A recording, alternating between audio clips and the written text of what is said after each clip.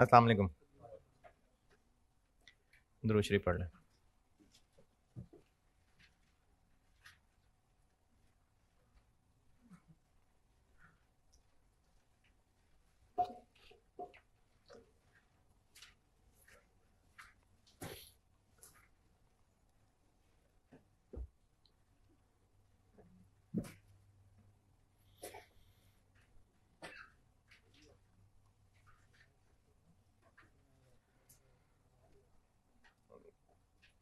मेहनती बच्चों को मेहनती लिमिटेड का एक सवाल दिया था होमवर्क।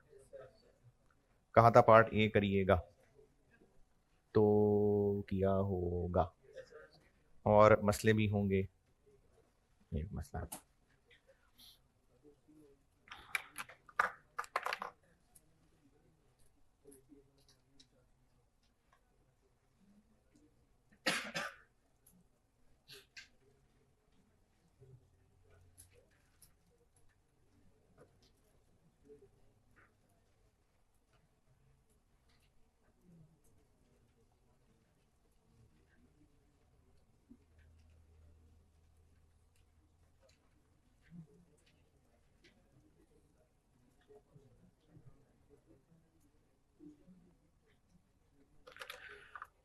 अच्छा, एक सवाल दिया था मैंने ऑटम 12, और उसका पार्ट ए कहा था करने को, और पार्ट बी मैं करता हूं।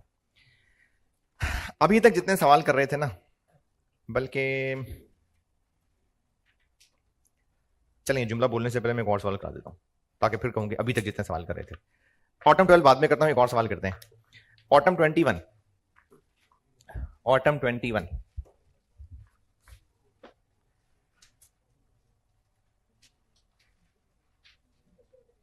मेरी बुक में क्वेश्चन 3। पहले तो उसका पार्ट ए पढ़ें और पहले खुद सोचें दिल ही दिल में कि इसका आंसर क्या होगा, फिर मैं बताता हूं।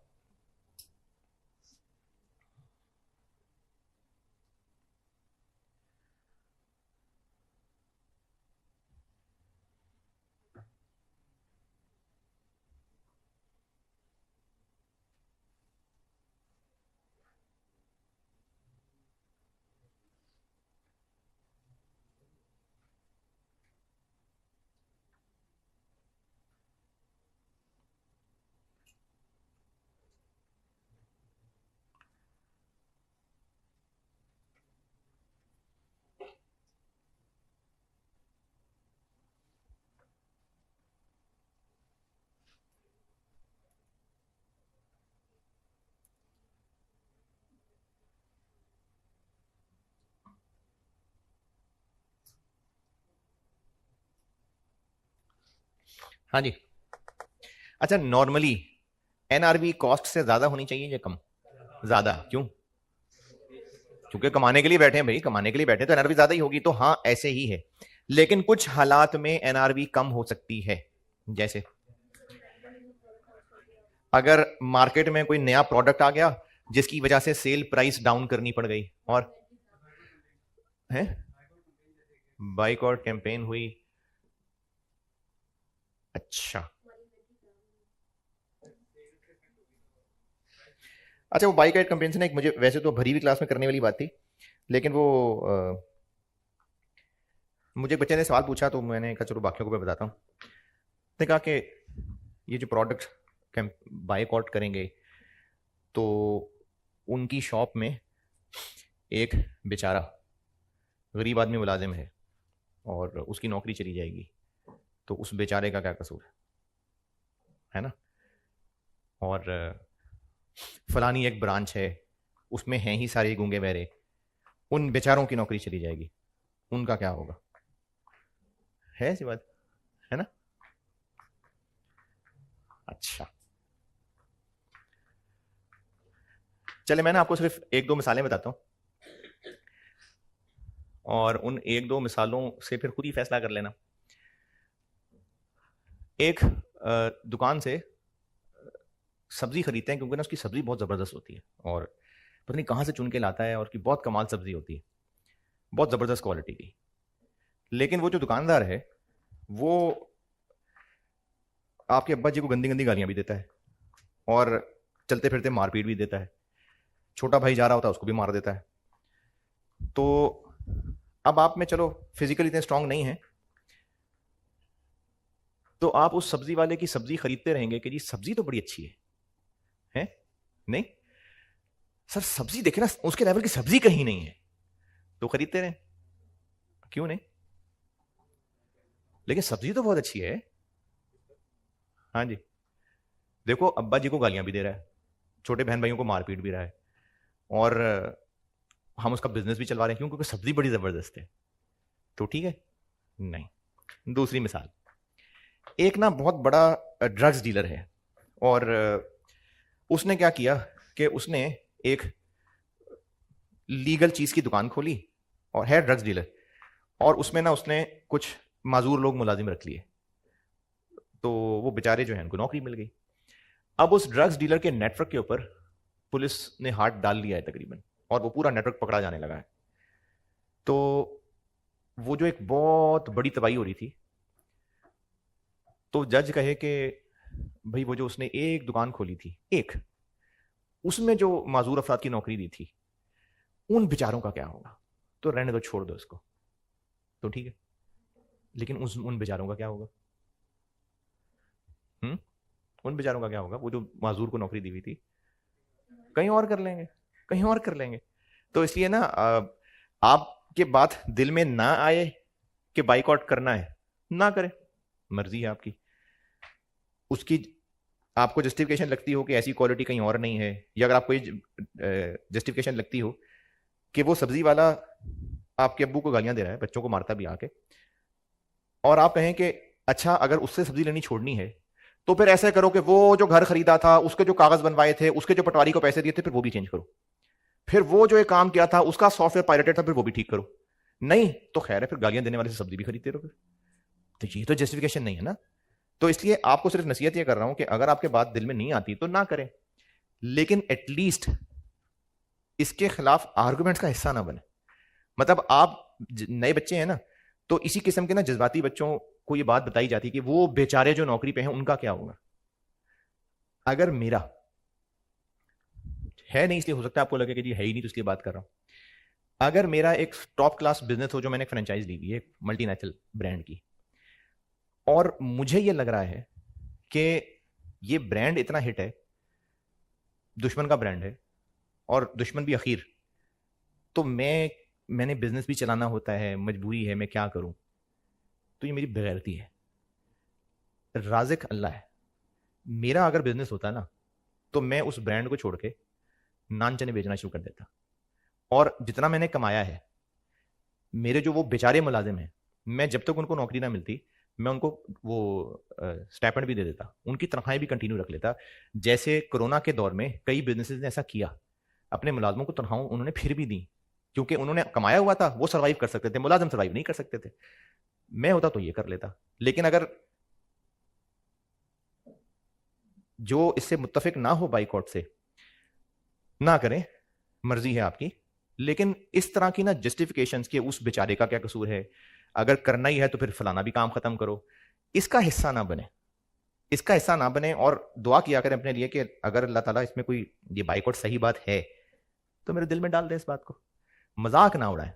क्योंकि जब आप मजाक उड़ाएंगे ना, तो आपको अंदाजा भी नहीं होगा कि आप इस मजाक को उड़ा के किस चीज को कितनी कितनी सख्त बात पहुंचा रहे होंगे। तो इसलिए आप लोगों को बस ये नसीहत कर रहा हूं कि जो बाइकआउट वाला काम है, अगर आप इसे इत्तेफाक नहीं करते, वैसे तो कोशिश की एक दो मिसालें दे के बात समझाने की, अगर समझ आ गई तो ठीक है, अगर नहीं इत्तेफाक करते तो ना करें। लेकिन कम अज कम जो इसकी जस्टिफिकेशंस लोग दे रहे हैं, उनका मजाक ना उड़ाए। क्या कर रहे थे? हाँ, इन्वेंट्री बेच रहे थे।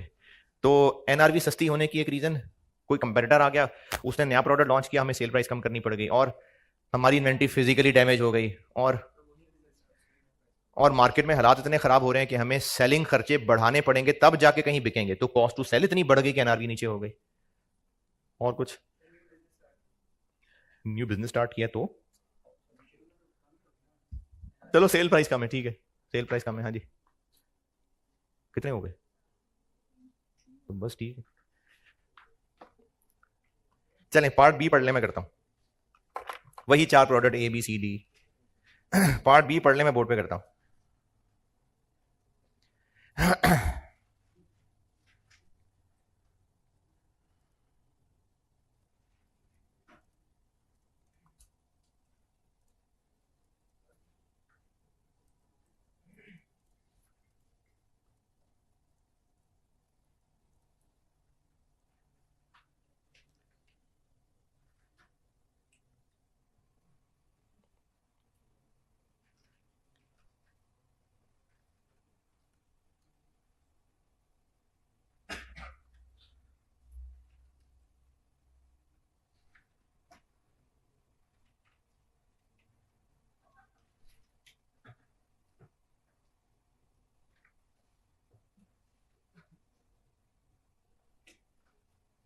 सवाल पढ़ने को कहा है?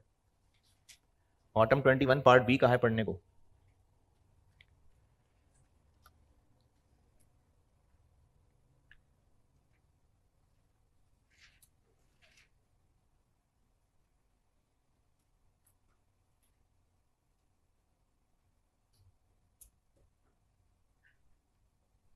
अच्छा, जो जब पहले जंगें भी होती थी ना, इवन कि अभी भी, तो उन जंगों का एक स्टेप ये होता है कि जो दुश्मन फोर्स है उसकी सप्लाई लाइन कट की जाती है। जिस सप्लाई लाइन के अंदर उसकी वेपन्स की सप्लाई भी है, खाने पीने की सप्लाई भी है, तो क्यों बंद करते हैं? बेचारे का खाना क्यों बंद कर रहे हैं? नहीं, उन बेचारों का क्यों सप्लाई लाइन बंद कर रहे हैं? कमजोर करने के लिए। जब कमजोर करेंगे ना तो फिर वो बैकफुट पे चले जाएंगे। तो ये जंगों की स्ट्रेटेजी है और बिल्कुल ठीक स्ट्रेटेजी है। तो इसलिए ये जब हम अगर डायरेक्ट अटैक नहीं करने के काबिल ना, नहीं हमारी औकात ही नहीं है, अगर डायरेक्ट अटैक करने के काबिल नहीं है तो कम से कम ना हमें सप्लाई लाइन को वीक करने की जरूर अपना हिस्सा डालना चाहिए। तो उसी में से ही ये बाइकआउट वाला हिस्सा होता है, उसी में से।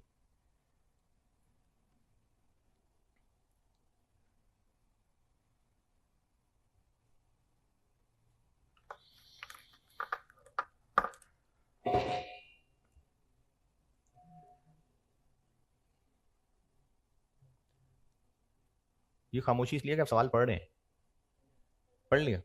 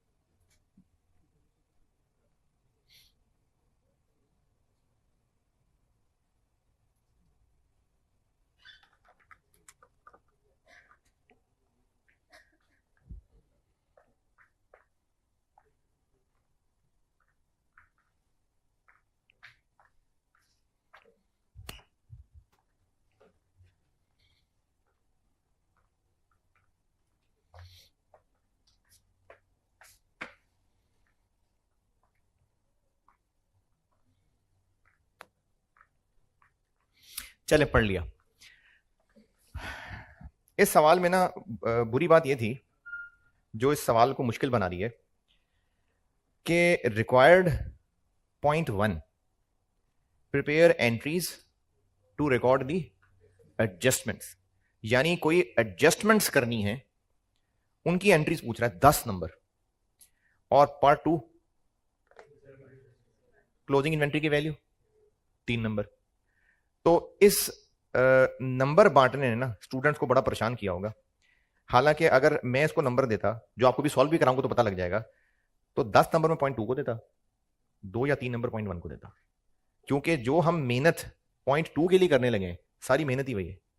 हाँ, बेशक उन्हीं वैल्यूज को इस्तेमाल करके .1 भी सॉल्व होगा, लेकिन असल में वो मेहनत .2 के लिए है। तो ये सवाल में गैर अखलाकी हरकत थी।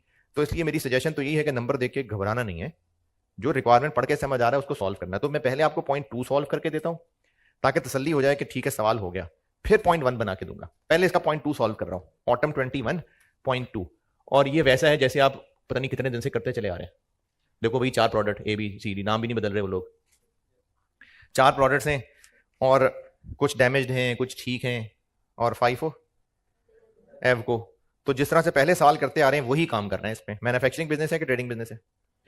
मैन्युफैक्चरिंग है। रॉ मटेरियल इन्वेंट्री का सवाल है कि फिनिश गुड्स इन्वेंट्री का सवाल है? Finish goods. पहले ही लाइन में लिखा हुआ है मैन्युफैक्चर्स फॉर प्रोडक्ट्स, तो ये 4 प्रोडक्ट्स हैं और इनकी हमने ईयर एंड पे वैल्यू निकालनी है। तो वही जो पहले कर रहे हैं वैसी सेम सवाल है। तो पहले मैं इसका पॉइंट 2 सॉल्व कर रहा हूं, पॉइंट 2। और तरीका नहीं, मतलब क्या प्लान करें, सवाल कैसे लेके चलें?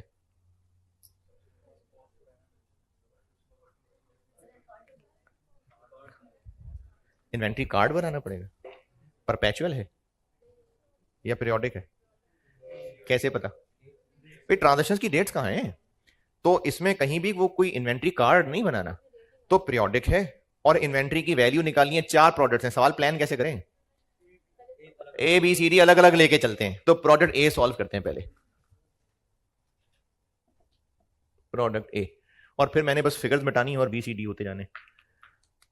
प्रोडक्ट ए क्लोजिंग स्टॉक कितना? अच्छा, अब ये जो 15,000 है ये टोटल है या डैमेज इनके अलावा है?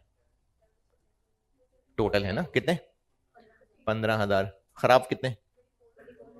तो ठीक कितने? 12600। ये मैं प्रोडक्ट ए सॉल्व कर रहा हूं, क्लोजिंग इन्वेंट्री दी हुई है और सेकंड लास्ट लाइन टेबल में लिखा हुआ है defective units included in closing inventory. तो नॉर्मल और डिफेक्टिव अलग अलग कर लिए। अब क्या करना है? एफको मेथड है, तो इनकी कॉस्ट निकाल लेते हैं। दी हुई है, कॉस्ट दी हुई है, कॉस्ट पर यूनिट यूजिंग है एफको। चलो कॉस्ट कैलकुलेशन के नंबर भी गए, वो तो गिवन है। तो कॉस्ट पर यूनिट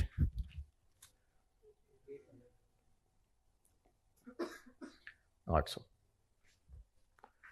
फिर अगला काम एनआरवी, और एनआरवी चूंकि डिफेक्टिव और नॉर्मल दोनों हैं तो इनको फिर हमें अलग अलग करना पड़ेगा। नॉर्मल करते हैं पहले।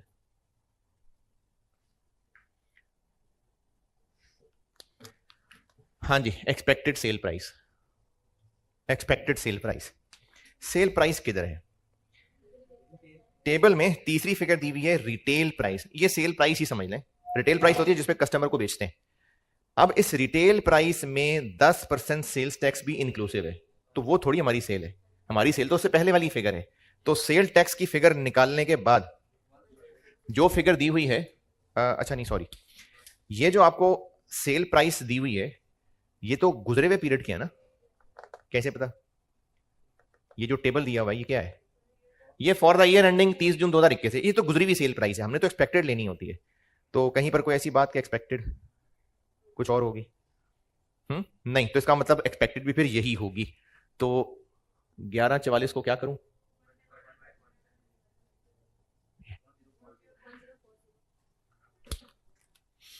वन 1040।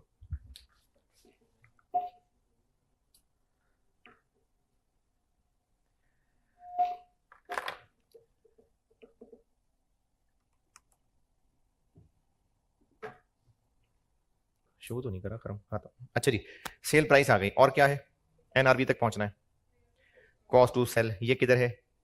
ये मैंने पहले भी एक सवाल कराते हुए बताया था कि वेरिएबल का वर्ड वो साथ इसलिए बता रहे हैं कि ये वही कॉस्ट टू सेल है। तो वेरिएबल सेलिंग कॉस्ट 80 है, लेकिन ये तो गुजरे हुए पीरियड की है। इसके बारे में कुछ कहा हो कि कम हो जाएगी, बढ़ जाएगी? तो फिर ये भी 80 ही रहेगी। तो कॉस्ट टू सेल हो गई 80। तो नॉर्मल वालों की एनआरवी बन गई 960।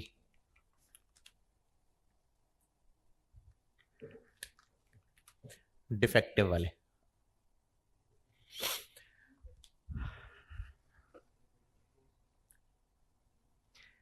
डिफेक्टिव वाले के लिए, डिफेक्टिव वाला अच्छा पॉइंट था इसमें। डिफेक्टिव वाले के लिए ये जो दूसरा बुलेट पॉइंट है इसमें लिखा हुआ है कि डिफेक्टिव यूनिट्स को हम 60% ऑफ करंट प्राइस का बेच सकते हैं विदाउट इनकरिंग एनी रीवर्क और सेलिंग कॉस्ट।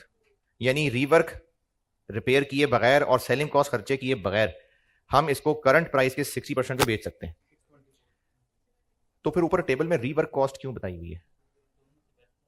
इसका मतलब है कि हमारे पास इन डिफेक्टिव यूनिट्स को बेचने के दो रास्ते हैं। एक, हम इसको रीवर्क कर लें, और रीवर्क कर लें तो कितने का बेचें? फिर नॉर्मल का। या फिर हम उसको रीवर्क किए बगैर बेचें। तो हमारे पास दो रास्ते हैं, एनआरवी कौन सी होगी? जो दोनों में से हायर होगी। तो डिफेक्टिव यूनिट्स के लिए एक ले लेते हैं ऑप्शन 1, यानी सेल आफ्टर रीवर्क। एक ये ऑप्शन है।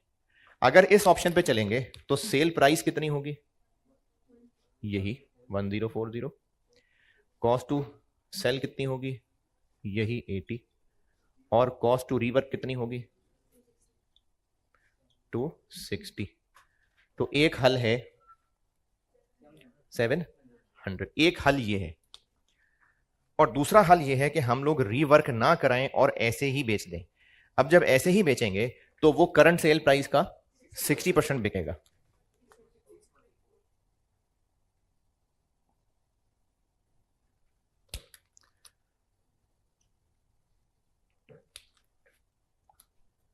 $1040 का 60%, 624। और माइनस कुछ भी नहीं, क्यों? क्योंकि उन्होंने कहा है without incurring rework and selling cost, इन दोनों के अलावा। और अगर वो कहता विदाउट इनकरिंग रीवर्क कॉस्ट बस, तो फिर सेलिंग कॉस्ट माइनस करते। तो ये एक ऑप्शन है और एक ये ऑप्शन है। तो एनआरबी क्या हुई फिर, जो इन दोनों में से हायर है, यानी 700। तो प्रोडक्ट ए फाइनल हो गया। प्रोडक्ट ए का आंसर बन गया नॉर्मल वाले, कॉस्ट और एनआरबी। तो कॉस्ट 12600 इंटू 800, 10080000। और डिफेक्टिव वाले 2400। कॉस्ट ये है, एनआरबी ये है, तो 700, 1680000, 117।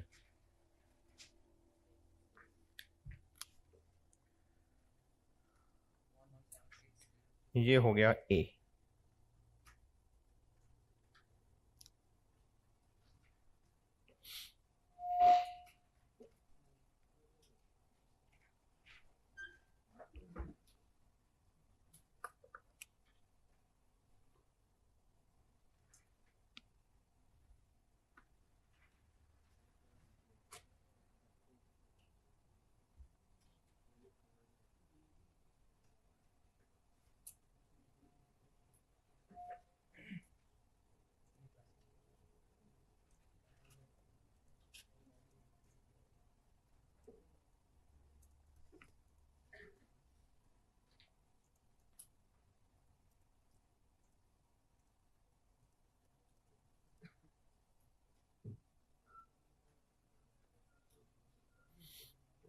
जी प्रोडक्ट ए डन।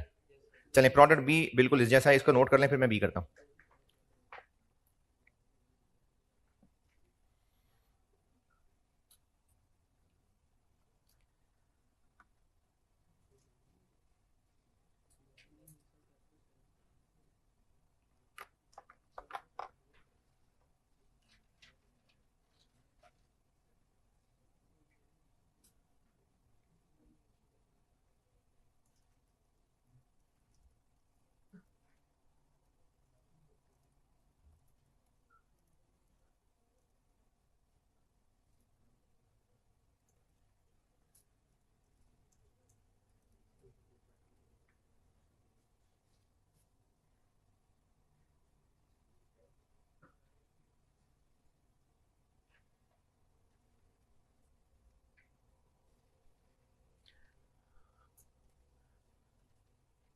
बड़ी देर लगा दी यार। प्रोडक्ट ए नोटेड। चले प्रोडक्ट बी। प्रोडक्ट बी भी तकरीबन वैसा ही है, क्योंकि इसमें भी डिफेक्टिव यूनिट्स हैं, लेकिन इसमें कुछ नया भी है जो थर्ड बुलेट पॉइंट समझाता हूं।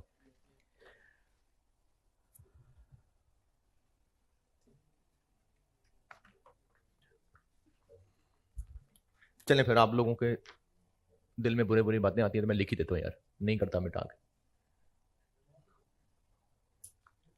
लेकिन चारों नहीं लिखूंगा, वो मिटा के लिखूंगा बाकी। Closing stock, closing stock total है 25,000, जिनमें से नॉर्मल वाले 21,000 हैं और डिफेक्टिव वाले 4,000 हैं। और इनकी कॉस्ट पर यूनिट 700। एनआरबी पे आते हैं।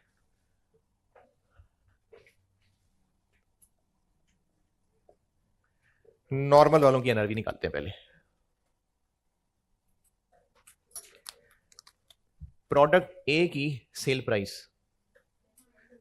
प्रोडक्ट ए की सेल प्राइस पिछली वाली ही क्यों यूज कर ली थी?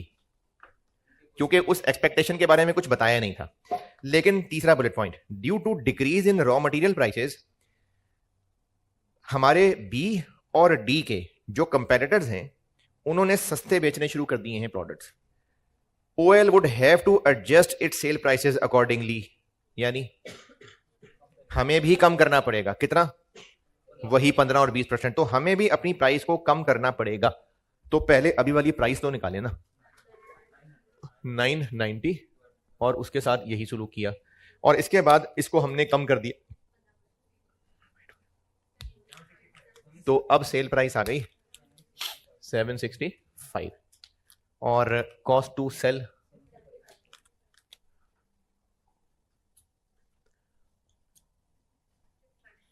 690। और डिफेक्टिव वालों में इसमें भी सेम अंग्रेजी है सेकंड बुलेट पॉइंट, या सिर्फ वो ए के लिए था? सेकंड बुलेट पॉइंट में सिर्फ ए का तो नहीं कहा, तो फिर बी के लिए भी वही कहानी है कि इसको हम आफ्टर रीवर्क भी बेच सकते हैं और टूटा फूटा भी बेच सकते हैं। अगर आफ्टर रीवर्क बेचेंगे तो ठीक करके, यानी 765 का बेचेंगे, कॉस्ट टू सेल 75 होगी और कॉस्ट टू रीवर्क 320 होगी, 370। लेकिन अगर हम इसको टूटा फूटा ही बेच दें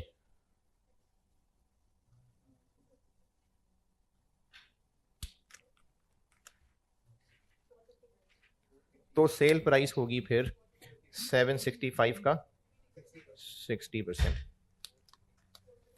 459, और एनआरबी हो जाएगी फिर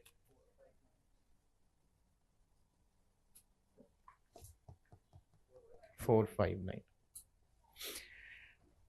अच्छा, थर्ड बुलेट पॉइंट की अंग्रेजी पढ़ें, और यहां पर ना हर दफा कोई ना कोई बच्चा जरूर पूछता है जो अभी तक पूछा नहीं किसी ने। थर्ड बुलेट पॉइंट पे गौर करें और पूछें कोई मेरी उस कैलकुलेशन में इख्तलाफ है तो।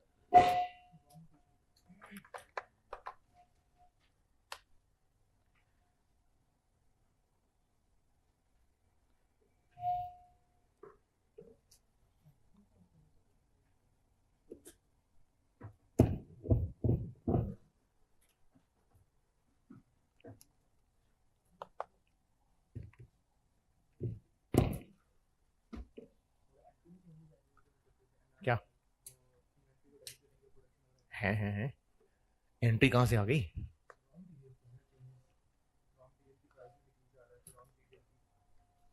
Due to decrease in raw material price. हम तो अभी अपनी फिनिश गुड्स इन्वेंट्री की बात कर रहे हैं। हाँ जी, कोई इख्तलाफ नहीं। अच्छा, या तो काबिल बच्चे होंगे या पढ़ा ही नहीं होगा ध्यान से। अच्छा चले, मैं जरा शॉर्ट लिस्ट कर देता हूं। वो जो आखिर में 459 निकाला है, इस पे बताएं एतराज। इसको भी 15% डाउन करूं?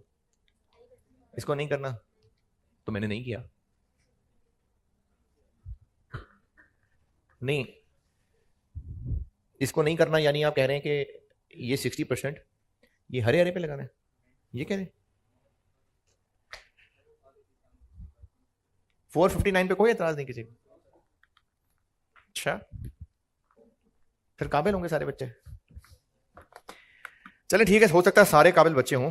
बहरहाल जो एतराज कौम को होता है वो बता देता हूं। ये जो डिस्काउंट की अंग्रेजी लिखी हुई है 15% एंड 20% रिस्पेक्टिवली, आगे ओएल्स करंट रिटेल प्राइस, नहीं सॉरी, दूसरा बुलेट पॉइंट,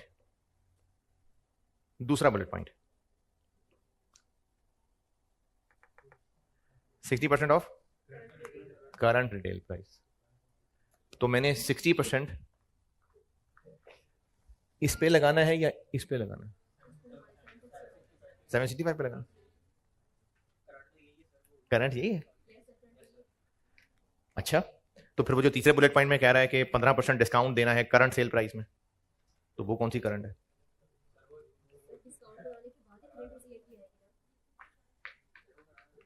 हैं? ये 60% हर एरिया पे लगाना चाहिए। हम्म हम्म यानी अब आप कह रहे हैं कि ये करंट ही है, बस ये कि ये रिवाइज करंट हो गई, तो वो जो 60% है वो इस रिवाइज करंट का है, इस करंट का नहीं है, ऐसे ही सब नहीं।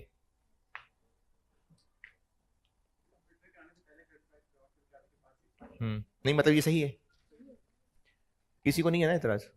है तो बता दें, है एतराज?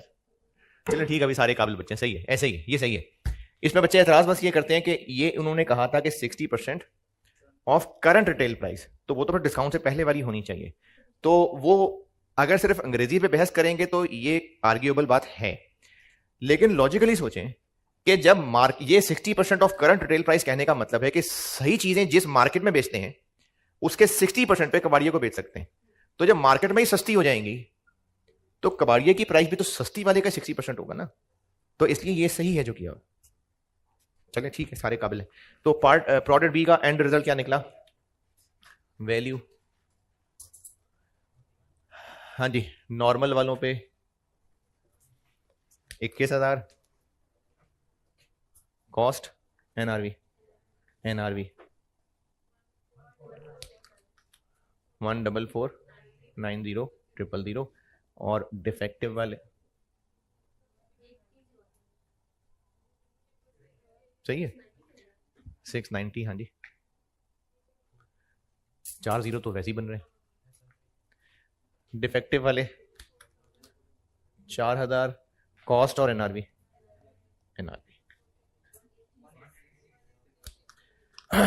183616 जी, 16326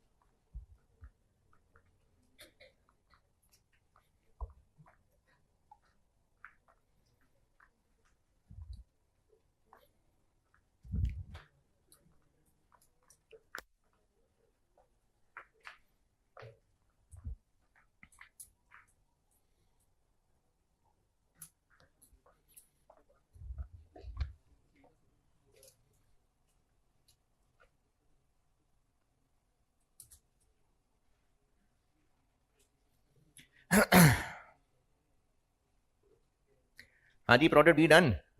चले प्रोडक्ट सी और डी हल्का है। प्रोडक्ट सी,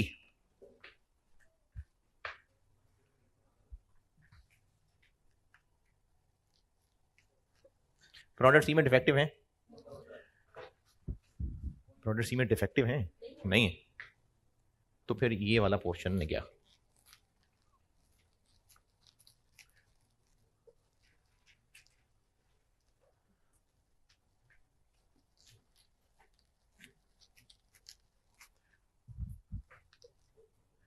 प्रोडक्ट सी,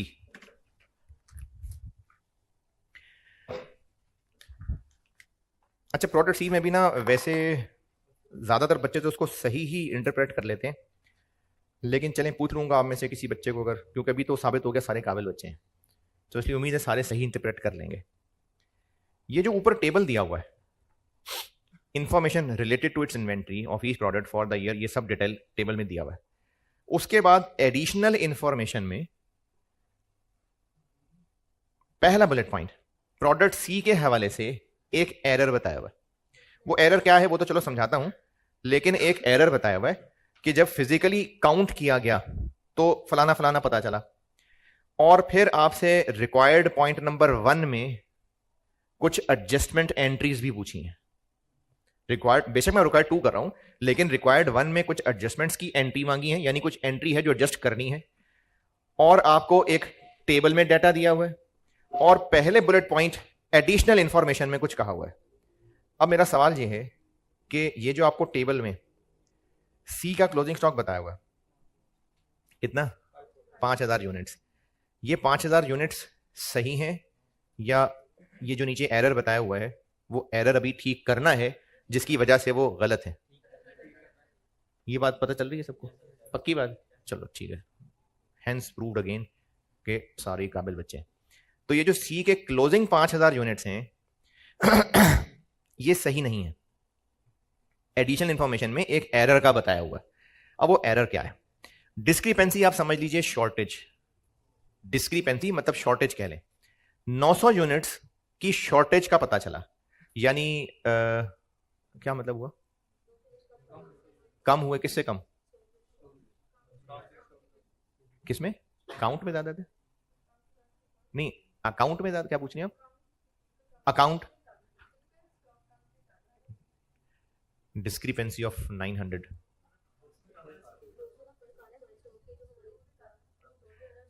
अच्छा चलिए, मैं सॉरी, बल्कि नहीं, मैं अल्फाज चेंज करता हूं। नहीं, डिस्क्रिपेंसी का मतलब शॉर्टेज नहीं है, कुछ गड़बड़ है, कुछ रद्दोबदल है, कुछ खराबी हो गई है, कोई गलती हो गई है। डिस्क्रिपेंसी शॉर्टेज नहीं है, कुछ गड़बड़ हो गई है।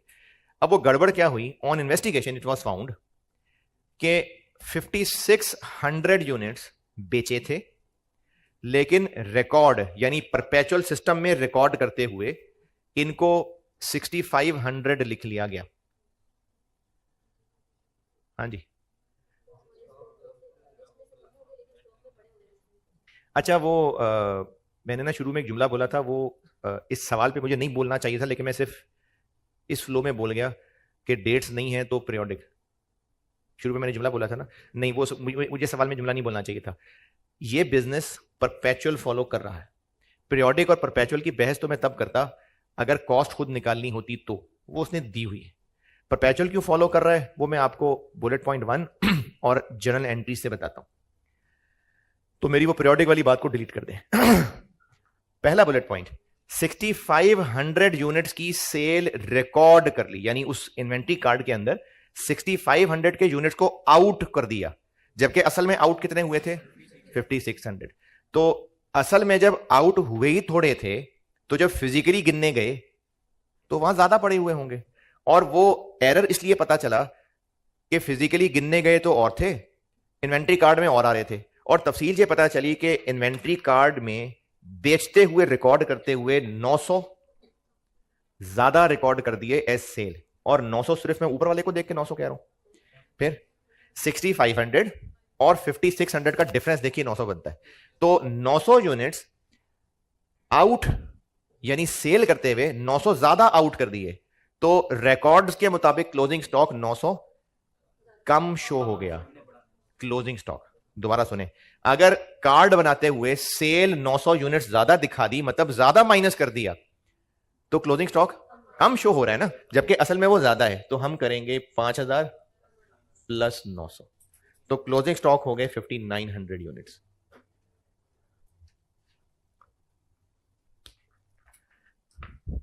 और कॉस्ट पर यूनिट दी हुई है 900। एनआरवी निकालते हैं।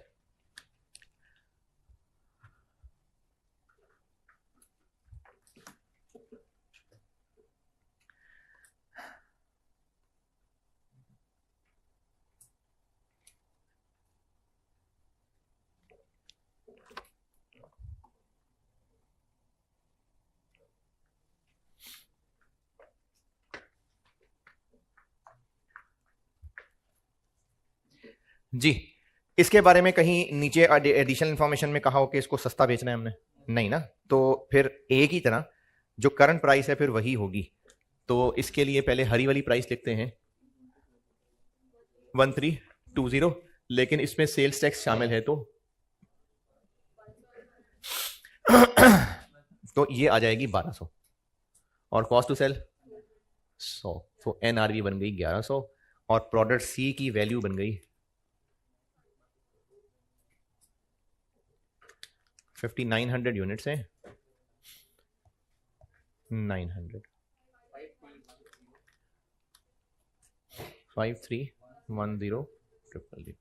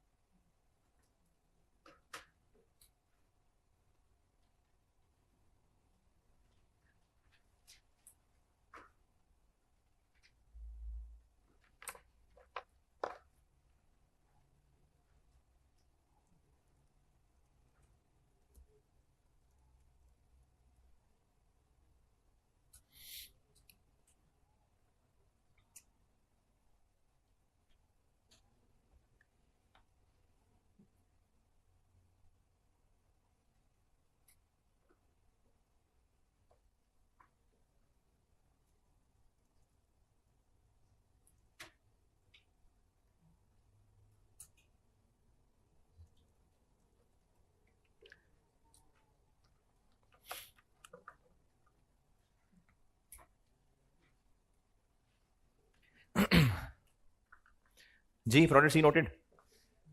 Product B.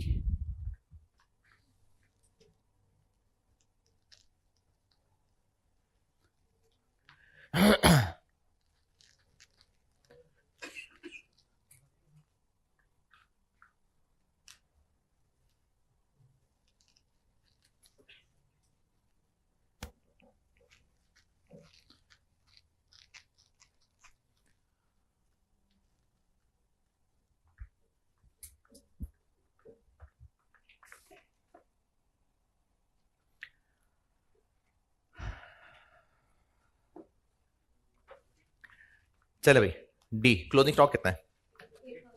और इसमें कोई गड़बड़ है? नहीं। और कॉस्ट कितनी है? 1275। पहले कितने का बेचते थे? 1980। लेकिन अब हमें दुनिया वालों के पीछे लग के डिस्काउंट देना पड़ेगा 20%, तो इसका 80 कर लेते हैं।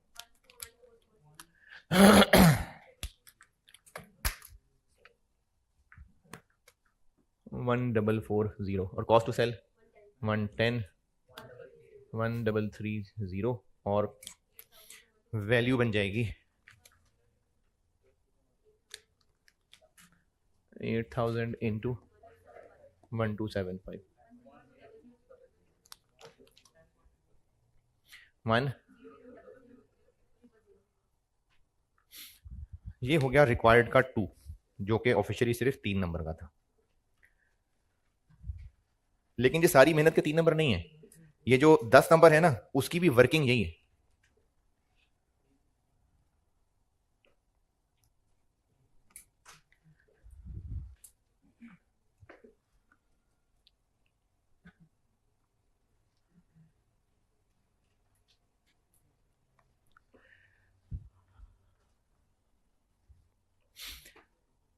हाँ जी, यहां तक पहुंचे तो मैं पॉइंट 1 कराता हूं।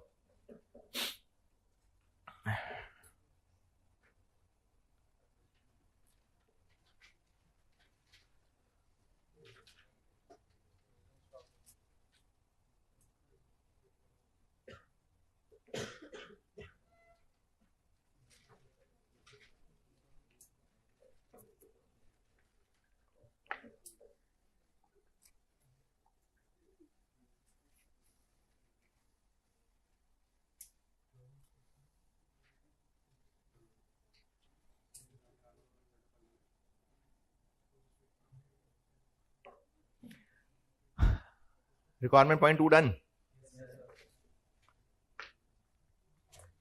पॉइंट 1 समझाता हूं।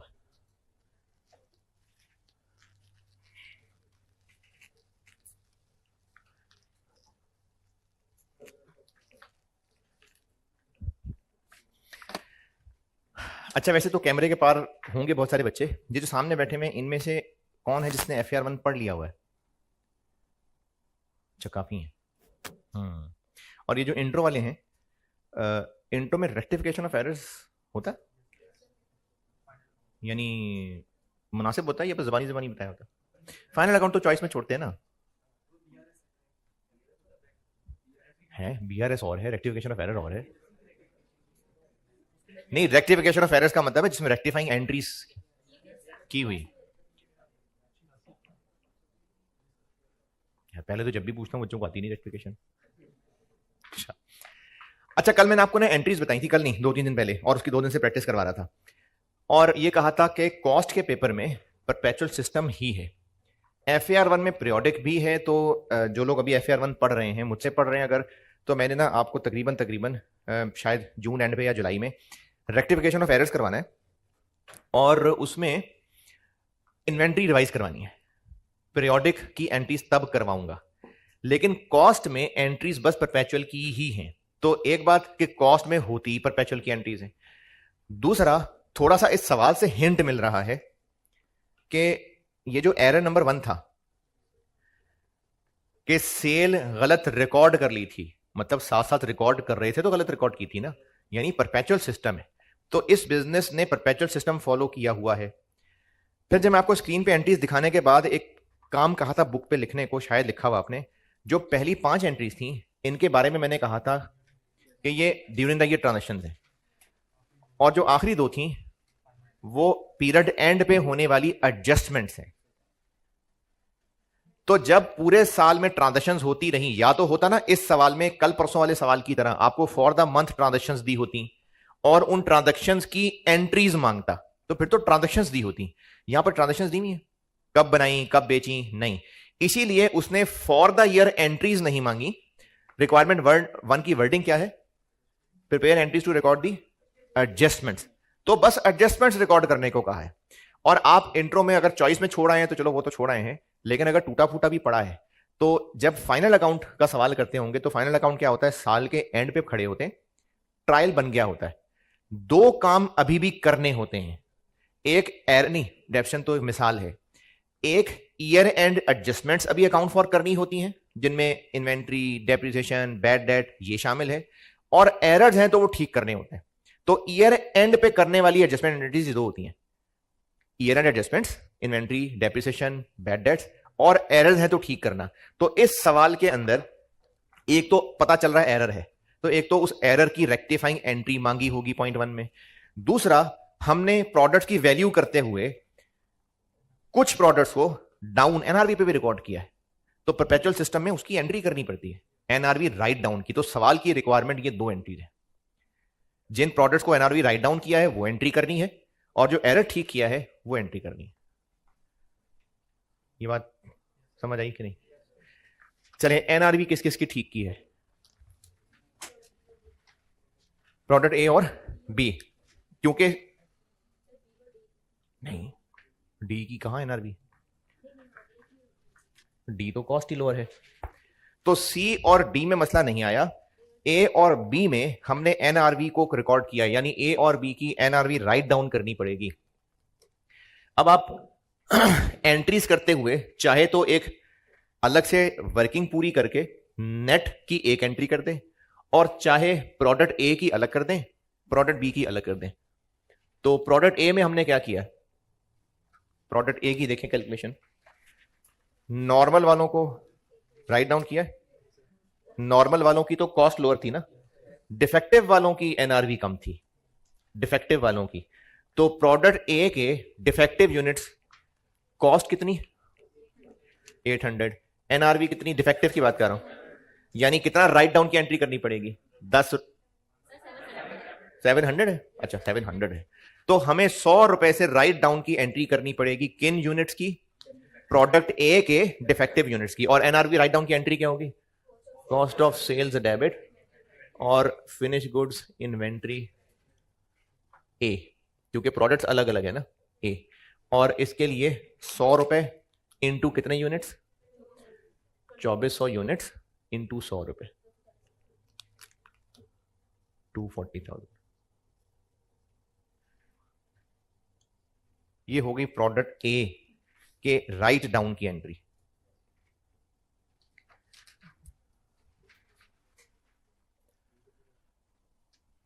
और बी के अंदर भी एनआरवी कम थी, लेकिन बी के अंदर नॉर्मल की भी कम थी और डिफेक्टिव की भी कम थी। Cost of sales debit finish goods inventory B, B के नॉर्मल यूनिट्स कितने? 21,000, और इनकी कॉस्ट कितनी? और एनआरवी 690, 10 रुपए इनमें राइट डाउन करना है, राइट डाउन डिफरेंस को कहते हैं। और बी के डिफेक्टिव यूनिट्स कितने हैं? 4000। कॉस्ट कितनी? 700। एनआरवी कितनी? 459। कितना डाउन कर रहे हैं?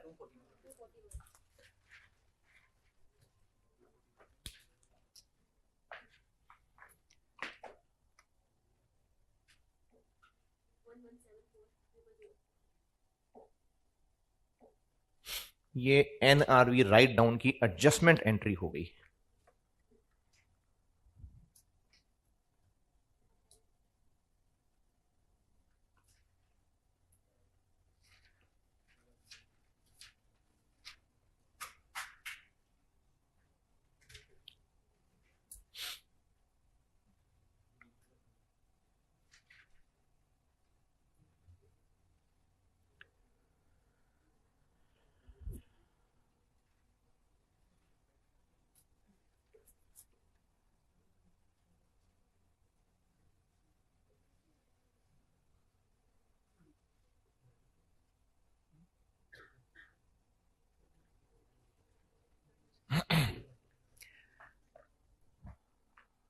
जी एनआरवी राइट डाउन डन। और एडजस्टमेंट चाहिए एरर ठीक करने की। एरर क्या हुआ था? जो प्रोडक्ट सी है उसके सेल की एंट्री हमने ज्यादा यूनिट से कर दी थी, यानी सेल की entry cost of sales debit inventory credit ज्यादा से हो गई थी। तो ठीक करना है तो रिवर्स कर देंगे। तो फिनिश गुड्स इन्वेंट्री सी डेबिट और कॉस्ट ऑफ सेल्स क्रेडिट कितने? 900 यूनिट्स। और कितने से हुई होगी एंट्री?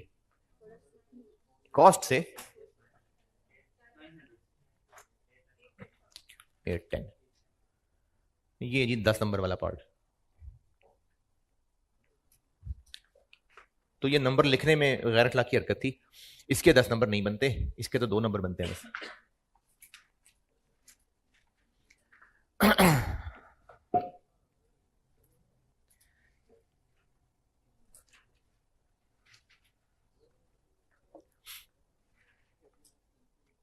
हाँ जी ऑटम 21 डन। अच्छा अब अगला एजेंडा सुने। अब तक जितने सवाल किए, अगर मैं एक समरी दोहराऊं तो हम या तो इन्वेंट्री की कॉस्ट कैलकुलेट कर रहे होते हैं एफ को फाइफो लगाकर, या फिर हम लोग एनआरवी वैल्यूएशन वाला काम कर रहे होते हैं। इन्वेंट्री में यही है। लेकिन लास्ट टाइम नहीं, लास्ट से लास्ट टाइम एक बड़ा डिफरेंट सवाल आया जिसमें उसने ना rectification of errors, proper rectification of error mix कर दिया। यानी आपको इन्वेंट्री की वैल्यू बताई और एरर ही एरर बताए, और उन एरर्स को ठीक करके सही इन्वेंट्री की वैल्यू निकालनी थी। इम्पॉसिबल टू सॉल्व नहीं, लेकिन बच्चे घबरा जाते हैं, कमजोर दिल के होते हैं तो घबरा के बच्चे। तो ये घबराहट बच्चों की बड़ी पसंद आई एग्जामिनर को, बड़ा प्यार आया उन पे। तो इस दफा उन्होंने फिर से वैसा सवाल पूछा। बस पिछली दफा ट्रेडिंग का था, इस दफा मैन्युफैक्चरिंग का कर दिया। तो इस तरह के सवाल ना इम्पॉसिबल टू सॉल्व नहीं होते। हाँ, अगर पहले कभी इस तरह के सवाल नहीं टेस्ट हुए थे तो उसका मतलब ये थोड़ी है कि अगर डिफरेंट सवाल आएगा तो कर ही नहीं सकते। तो अब मैं करूंगा ये कि अभी तो मैं आपको ना वो ऑटम 12 पूरा करके दे रहा हूं। फिर जब आप वापस आएंगे ईद के बाद तो हो सकता है कि FAR1 वाले बहुत सारे बच्चे हों। अभी तो जितने बैठे हुए थे उनमें ज्यादातर FAR1 पढ़े हुए थे और उन्होंने इंट्रो में फाइनल अकाउंट छोड़ा हुआ हो। तो हो सकता है मैं कॉम की हालत देखकर एक सवाल कराऊंगा। हालत देखे अगर मुझे रियलाइज हुआ कि मैं इन 2 सवालों को भी रहने देता हूं, पहले FAR1 में रेक्टिफिकेशन ऑफ एरर्स करा लूं, तब ट्राई कराऊंगा, तो फिर मैं फैसला बदल दूंगा। अदरवाइज ये 2 सवाल ऑटम 23, स्प्रिंग 24 जो रिसेंट आया है, ये फिर मैं ईद के बाद क्लास में बोर्ड पे खुद कराऊंगा। अदरवाइज इन्वेंट्री खत्म है। ठीक है, तो ऑटम 12 पूरा कर रहा हूं। बाकी फिर जब आप वापस आएंगे तो वो एरर्स वाले सवाल, जो 2 तगड़े सवाल आए हैं पिछली 2 अटेम्प्ट में, वो मैं बोर्ड पे करूंगा। फिर इन्वेंट्री खत्म। अब तक इस चैप्टर में हमने यही किया, इन्वेंट्री की कॉस्ट निकाली, एनआरवी निकाली, बस यही है चैप्टर। ऑटम 12 पे आते हैं।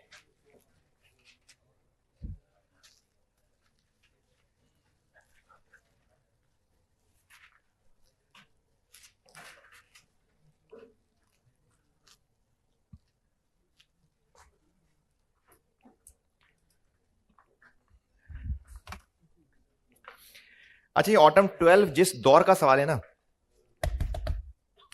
उस दौर में ये कॉस्ट अकाउंटिंग मॉड्यूल डी में होता था, यानी एडवांस पेपर होता था।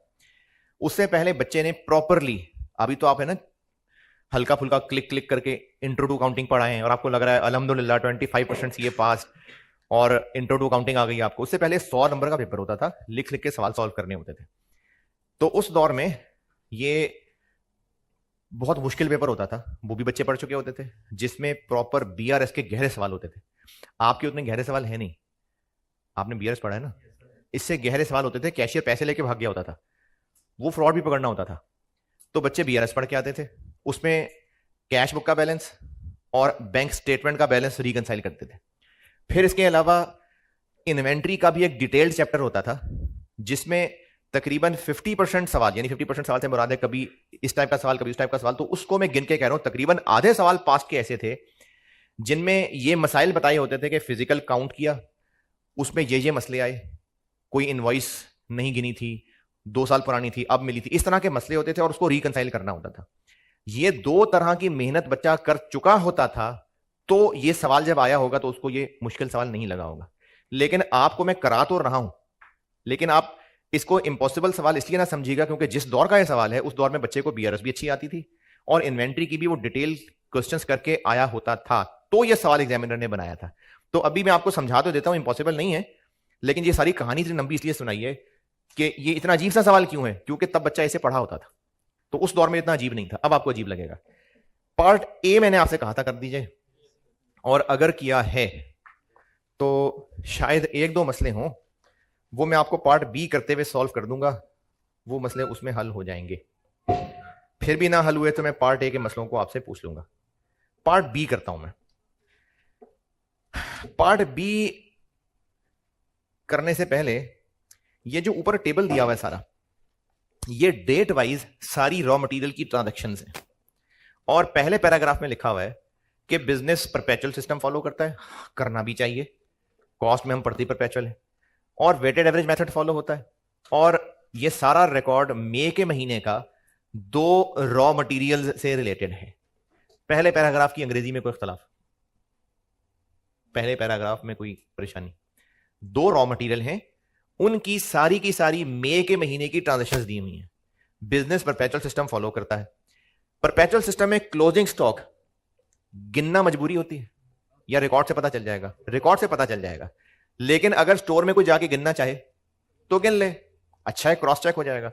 तो सारा डाटा ट्रांजैक्शंस का दिया हुआ है, और इसी की बेस पे पार्ट ए पूछा हुआ है कि क्लोजिंग इन्वेंट्री की वैल्यू निकाल दें।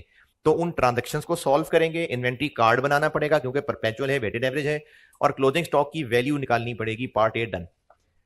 अदर इंफॉर्मेशन में अब क्या हुआ? अदर इंफॉर्मेशन में यह हुआ कि जब स्टोर में जाकर इनकी क्वांटिटीज को गिना गया तो फलाने फलाने मसले आए। अब जब फलाने मसले आए तो जितना आपके पार्ट ए यानी रिकॉर्ड्स के मुताबिक क्लोजिंग स्टॉक बनता है, फिजिकली उतना नहीं पड़ा हुआ था। क्यों नहीं पड़ा हुआ था? होंगे कोई मसले, तो आपसे पार्ट बी में वो कह रहा है कि इन मसलों को रिकंसाइल तो कर दो जरा। और आपने अगर बीआरएस पढ़ी हुई थोड़ी बहुत याद हो तो कैश बुक का बैलेंस और बैंक स्टेटमेंट का बैलेंस, इनको रिकंसाइल करते हैं ना।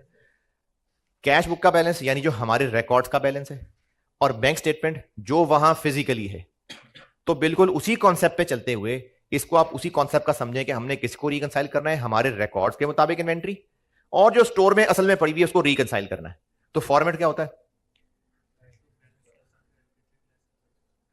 किसी एक से शुरू कर लें, बैंक स्टेटमेंट के बैलेंस से शुरू कर लें, एड लेस करते जाएं, उसका एंड आंसर अगर कैश बुक से टैली कर गया तो खुशी की बात है, अगर नहीं टैली किया तो गलत किया हुआ है। तो जिस तरह बैंक रिकंसिलिएशन स्टेटमेंट बनाते थे कि बैंक स्टेटमेंट के बैलेंस से स्टार्ट, डिफरेंस वाली आइटम्स प्लस माइनस, और उसका एंड आंसर के बराबर आ जाए, कैश बुक के बराबर, और कैश बुक के एडजस्टेड के बराबर, एडजस्टेड के बराबर ना। तो आप लोग एडजस्टेड बैलेंस निकाल चुके पार्ट ए में, कैसे सारी ट्रांजेक्शन रिकॉर्ड कर चुके, और एक एरर बताया हुआ है पॉइंट नंबर 7 में, और आप उन एरर को भी ठीक कर चुके। तो जो रिकॉर्ड्स का बैलेंस है वो एडजस्टेड बैलेंस आ गया। अगर वो फिजिकल स्टॉक से टैली नहीं कर रहा तो आपको बीआरएस की तरह का कॉन्सेप्ट ये इन्वेंट्री रिकंसाइल करने को कहा है। तो कर लेते हैं। ऑटम 12 पार्ट बी, और 2 केमिकल्स हैं, एक केमिकल बी है और ए केमिकल है जी जी है।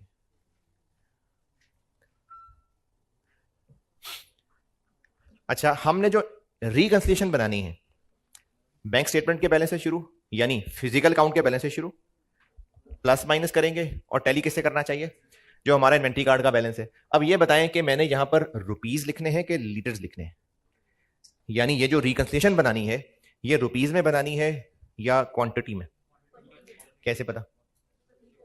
क्योंकि हैं कहां,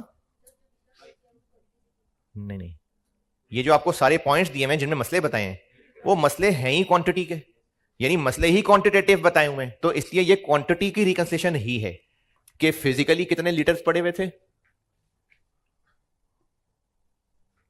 और उनमें फर्क प्लस माइनस करके आंसर टैली कर गया। अगर पार्ट ए से तो ये पार्ट बी पूरा हो गया। तो केमिकल बी, अच्छा ये रिकंसिलिएशन कब की कर रहे हैं हम, मे एंड की कि स्टार्ट की, एंड की, मे एंड की। तो जब फिजिकल स्टॉक गिनने गए होंगे 31 मई पे, तो वो कितना गिना है, पॉइंट नंबर 1 या पॉइंट नंबर 2? पॉइंट नंबर 1 क्यों दिया हुआ है, ये इन्वेंट्री कार्ड बनाने के लिए ओपनिंग बैलेंस था। पॉइंट 2 फिजिकल गिनती गिनी तो बी के लीटर पड़े हुए थे जी 535 और जी के पड़े हुए थे 140।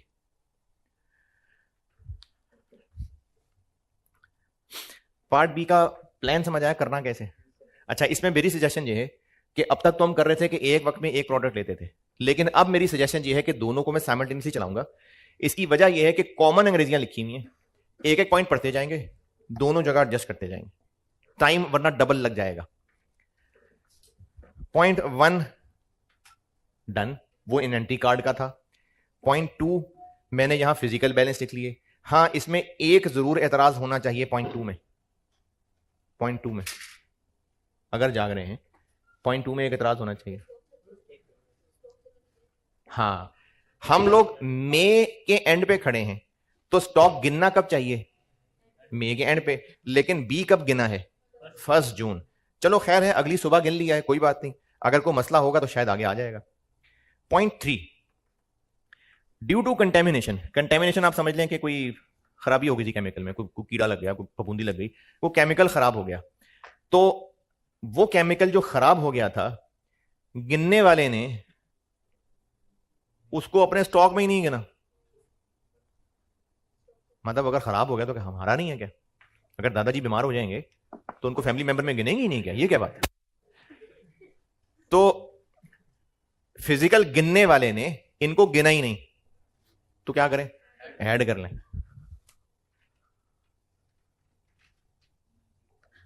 बी के कितने 95 और जी के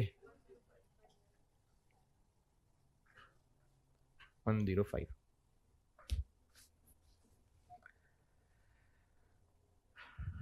पॉइंट नंबर 4, पॉइंट 3 की अंग्रेजी ओके। ये जो 7 रुपए बताए वो ये पार्ट ए में इस्तेमाल कर लिए होने चाहिए थे। पॉइंट 4, अच्छा जो पॉइंट 4 है ना, ये इस सवाल का सबसे मुश्किल पॉइंट था, मैं कोशिश करता हूं आपको समझा सकूं। तो जो बी है इसका काउंट कब किया था, बी का 1 जून, करना कब चाहिए था, 31 मई। जी का स्टॉक कब गिना था, 31 में, यानी जी में मसला नहीं है। जी का स्टॉक 31 मई को गिना, और इसको क्लोजिंग स्टॉक क्यों कहा जा रहा होता है, क्योंकि 31 मई जब शाम को बंद कर रहे होंगे तो इतना बचा हुआ होगा, तो फिर गिनती कब गिननी चाहिए, शाम को आखिर में, और गिनती गिन लेने के बाद स्टोर को ताला। ये जब जी वाला गिन के आया और बी वाला उसने 1 जून को गिना, इसके हवाले से पॉइंट 4 लिखा हुआ है, जो मैं आपको अंग्रेजी पूरी ट्रांसलेट करके बताता हूं। पहले मैं आपको ना बी समझा रहा हूं, इसलिए मैं सेंटेंस में से सिर्फ बी वाली बात पढ़ूंगा, जी वाली गायब कर जाऊंगा। आवाज मेरी सुने लेकिन आंखें आप इस सेंटेंस पे रखें। 250 liters of B which was received on 1 June 2012, G वाली बात मैंने इग्नोर करके आगे छलांग लगा दी, were included in physical inventory. ये मैंने जी वाली सारी बात गायब कर दी है बीच में से। सेंटेंस दोबारा बोल रहा हूं। 250 liters of B which was received on 1 June 2012 were included in the physical inventory. यानी 1 जून वाले दिन, ये 1 जून का दिन है, 250 लीटर्स आए थे और जब 1 जून को गिनती गिनने वाला गिनती गिन रहा था तो उसमें ये गिने गए, तो ज़ाहिर है गिने ही जाने थे। तो इसका क्या करें फिर? क्यों? क्योंकि हम लोग जो रिकंसिलिएशन बना रहे हैं वो हम 31 मई की बना रहे हैं, तो हमें इस दिन गिनना चाहिए था। इस दिन नहीं गिना, चलो अगले दिन गिन लिया, तो इस दौरान ये और आ गए हैं तो स्टॉक ज्यादा है। इस दिन पे जाना है तो उल्टे कदमों माइनस कर देते हैं।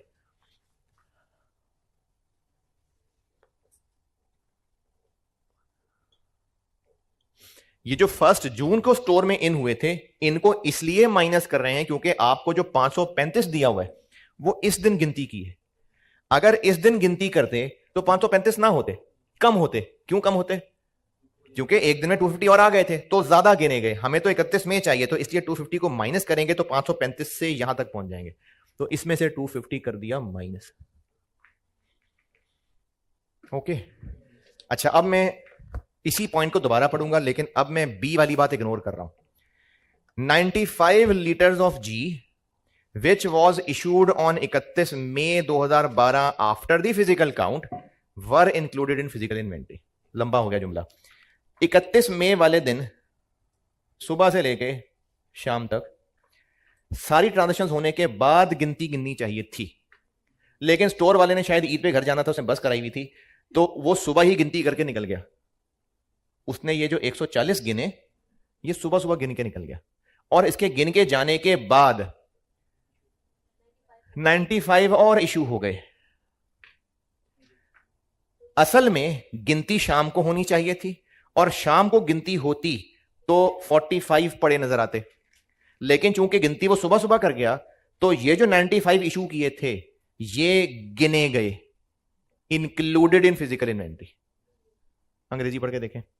95 liters of G which was issued on 31 May after physical count were included in physical inventory. तो असल में फिजिकल इन्वेंट्री ये है, गिनने वाला ये गिन आया है, तो यहां तक कैसे पहुंचे? 95 माइनस कर देते।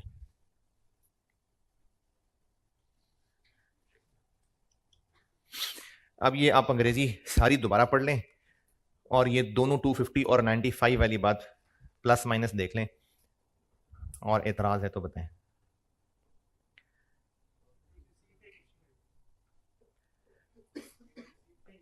बात सिर्फ रिसीट इशू की नहीं है, ये दो डिफरेंट कहानियां हैं। यहां पर स्टॉक की गिनती एक दिन बाद हुई थी, हमें उल्टे कदमों वापस आना है, ये और कहानी है। और ये स्टॉक गिनने वाले ने जल्दी गिन लिया था, हमें थोड़ा आगे जाके शाम तक पहुंचना है।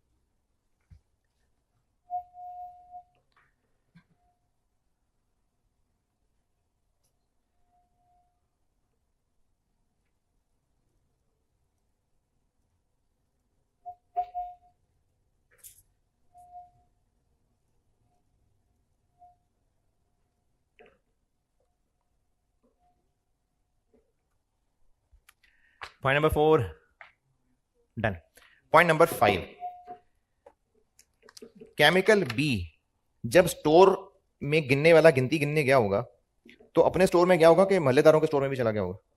है, अपने स्टोर में गया होगा, और अपने स्टोर में जाके जो कुछ पड़ा था सब गिनाया होगा और उसने उसकी गिनती करके बता दी होगी।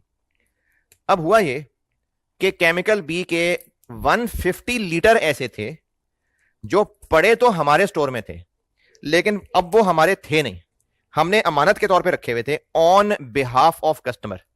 तो जब ये हमारे थे ही नहीं तो हमारे स्टॉक में गिनने भी नहीं चाहिए थे, लेकिन वो गिन आया, तो क्या करें? माइनस कर देते हैं।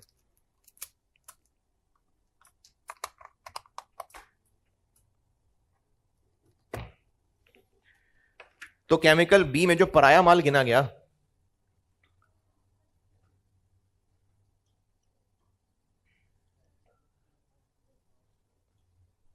वो निकाल देते हैं। कितना? 150।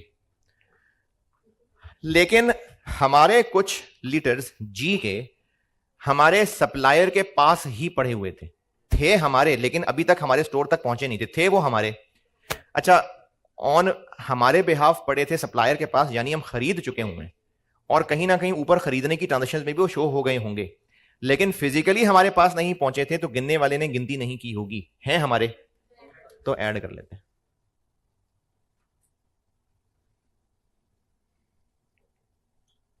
कितने? 100।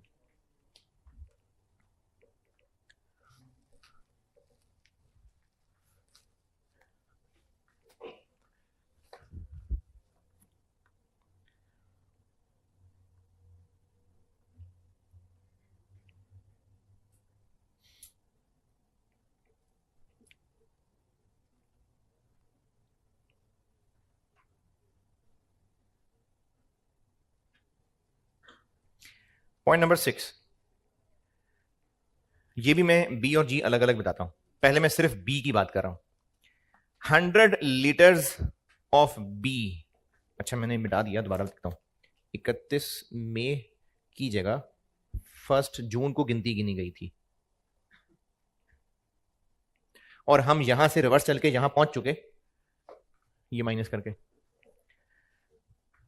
100 लीटर्स 31 मई वाले दिन स्टोर में वापस आ गए थे, फुल स्टॉप। स्टोर में आ गए थे, फुल स्टॉप। तो आ गए थे, फिर वेलकम, और क्या करें, चाय पिलाएं क्या, वेलकम। इसमें गिने गए होंगे, तो बस ठीक है, खत्म हो गई बात, गिने गए होंगे, तो इनका कुछ भी नहीं करना। फिजिकली गिने गए होंगे ना, तो बस गिने गए, तो इन 100 का कुछ भी नहीं करना। अब मैं यही सेंटेंस दोबारा पढ़ रहा हूं और बी को इग्नोर कर रहा हूं। 200 लीटर्स ऑफ जी, अच्छा जी की गिनती कब हुई है? 31 मई को। 31 मई को गिनती हो गई, होनी भी 31 मई को चाहिए थी। 200 liter of G were return from production process on 1 June. वो तो अगले महीने की बात है, उसका भी कुछ नहीं करना, तो पॉइंट 6 का कुछ भी नहीं करना। तो ये सिर्फ टेंशन देने के लिए पॉइंट डाला था, इसका कुछ भी नहीं करना। हाँ जी, पॉइंट 6 ओके। आखिरी, इसका पहली लाइन वाला मैं सब छोड़ के काम की बात, वर इन एडवर्टेंटली, यानी गलती से रिकॉर्डेड। तो गलती किस चीज की है? रिकॉर्ड करने की। फिजिकल काउंट में इसका क्या काम है? कुछ भी नहीं। तो बस जो होना था हो गया। अब ये इंशाल्लाह टैली हो गया होगा। 230250, और पार्ट ए का क्लोजिंग बैलेंस शायद यही आ रहा होगा।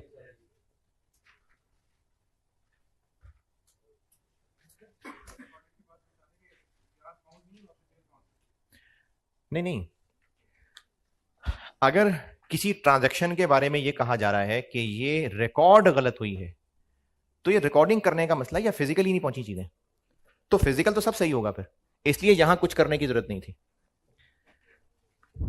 ले भाई, ये था सवाल और ये था चैप्टर। अब इसमें ना ये आपने बुक खोली हुई है, तो इसमें जो क्वेश्चन 1 है पास्ट पेपर में, ये वो ऑटम 23 है जो एरर्स वाला, ये मैं आपको मंडे को खुद बोर्ड पे कराऊंगा। अगर आपको ये तसल्ली बख्श समझ आ गया, यानी मुझे ये रियलाइज हो गया कि हाँ ये एरर्स आप समझ रहे हैं, तो फिर मैं आपको अगले ही दिन जो रीसेंट अटेम्प्ट का सवाल है मैं वो भी बोर्ड पे सॉल्व करा दूंगा। और फिर ये जो इसके बाद आपको क्वेश्चन 2 नजर आ रहा है, स्प्रिंग 23, ये अभी हम नहीं कर सकते क्योंकि इसमें ना थोड़े बहुत ओवरहेड्स और लेबर भी इन्वॉल्व है, तो ये फिर अभी नहीं कर सकेंगे, अदरवाइज ये चैप्टर बस खत्म हो गया सारा। तो मंडे को एक सवाल कराऊंगा, और अगर आप मरने वाले नहीं हो गए तो मैं ट्यूसडे को एक और करा के फिर वेडनेसडे से मैं अगला चैप्टर शुरू करा दूंगा। चलें ठीक है जी, अगले मंडे को इंशाल्लाह मुलाकात होगी। अल्लाह हाफिज।